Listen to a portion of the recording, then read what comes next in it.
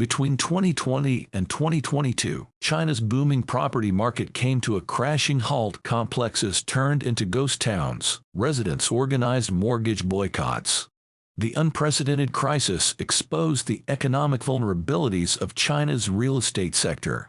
One company in particular took center stage, Evergrande. Evergrande, one of China's largest developers, suffered some of the biggest losses. All of the media's eyes were on Evergrande, the massive over-leveraged Chinese real estate developer that started collapsing after the CCP introduced new debt limits. Unfortunately for the CCP in the past few months, thanks to rising interest rates and a larger slowdown in the Chinese economy, China's property crisis has suddenly accelerated once again, with the latest casualty being Country Garden, China's largest private developer, which defaulted on its offshore debts earlier this month, has long been considered the gold standard in China. His volatile real estate market, but now investors consider it a ticking time bomb. It has failed to honor two US dollar-denominated bonds whose interest payments were due on August 2023. So in this video, we're going to take yet another look at China's ongoing property crisis, why it's getting worse, and how it will affect entire world. But first, why Evergrande is so important. For decades, Evergrande, once one of China's most successful real estate developers, gobbled up debt as China's economy exploded. Demand for housing was so strong, home builders often pre-sold apartment units to buyers before construction was complete. But a sudden shift in policy by China's leaders 2 years ago has left the country's property developers scrambling for cash, compounding of financial risks within the world's second-largest economy.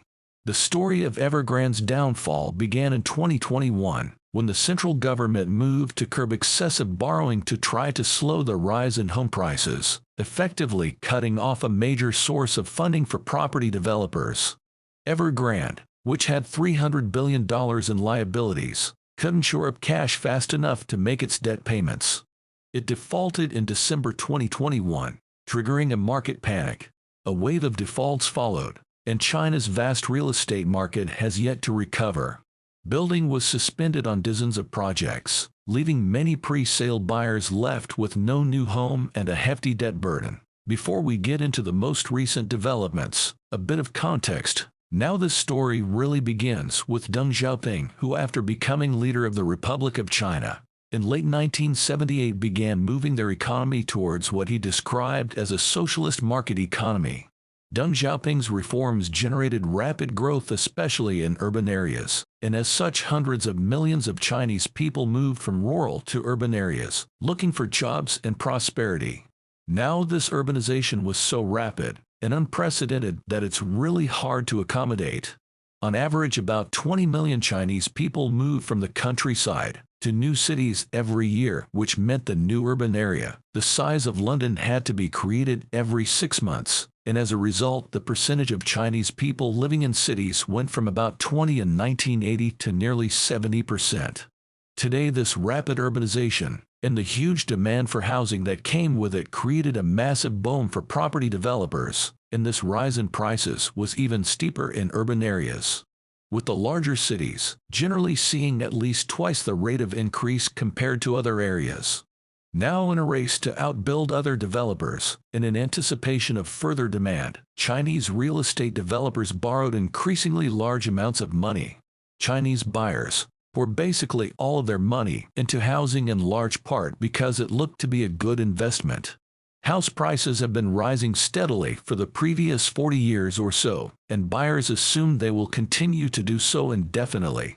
However, this combination of over-leveraged developers and the endless speculative investment in housing eventually created a massive property bubble. Property prices in large Chinese cities were 40 times the median salary, making them by far and away the most expensive anywhere in the world. As such, property now accounts for an estimated 75% of all Chinese household wealth and 20 to 30% of all economic activity. For context, if we take a look at the UK, which is also suffering through some sort of housing crisis, property accounts for about 36% of all household wealth, about half as much as in China. China's unprecedented urbanization also created an unprecedented housing bubble. What started the crisis? By August 2020, the CCP had realized that this bubble was getting dangerously large and also limiting Chinese households' disposable income.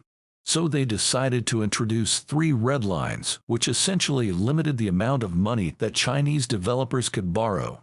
The first notable casualty of these new limits was Evergrande, one of the largest property developers in the country, which had debts totaling some $300 billion. Now Evergrande's crisis has been slow burning. By this point, but last month it unveiled losses of $81 billion over 2021 and 2022, and it's currently in the process of restructuring.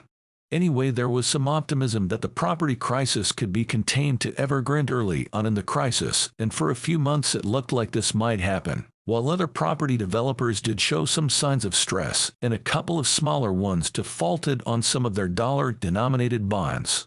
Most of them were all right, and Chinese house prices didn't collapse. However, over the last couple of years this optimism has begun to look confounded, as China's property crisis has gotten significantly worse for at least 2 reasons. First, the rise in interest rates. As you probably know, central banks across the world have responded to rising inflation by hiking interest rates, which essentially makes it more expensive to borrow money. Now, while this isn't actually true, in China, where the central bank has actually been cutting interest rates in a vain attempt to stimulate demand, many of China's biggest property developers borrowed at least some of their money internationally, which means that they've still been affected by the increased cost of borrowing. And even in China, borrowing is becoming more expensive as businesses and banks grow more anxious about the state of the Chinese economy. The second issue, though, is the general slowdown in the Chinese economy. Like all speculative bubbles, China's real estate bubble rallied on some degree of confidence. Buyers and sellers alike had to be confident that prices would continue to rise if they were going to continue investing money in property. But as China's wider economy has slowed, confidence has collapsed, which has been taking yet more air out of the bubble. As I mentioned earlier, the latest casualty to their slowdown has been Country Garden, the largest privately owned home builder in China. As a high-end developer, Country Garden was previously considered a safer bet than many of its over-leveraged peers, but it defaulted on its international bonds earlier this month, sparking fears that the worst of China's property crisis were yet to come. Country Garden sales are down 34% year-on-year, and that's before this latest wave of bad publicity that's likely to only make home buyers even more wary. And to compound issues, it also has billions of offshore debts maturing in the coming months. Now this continuing crisis, and thank you for watching today's video. If you enjoyed this video, make sure to like, comment, and subscribe to our channel for more captivating content. Stay tuned for our next exploration into the extraordinary contents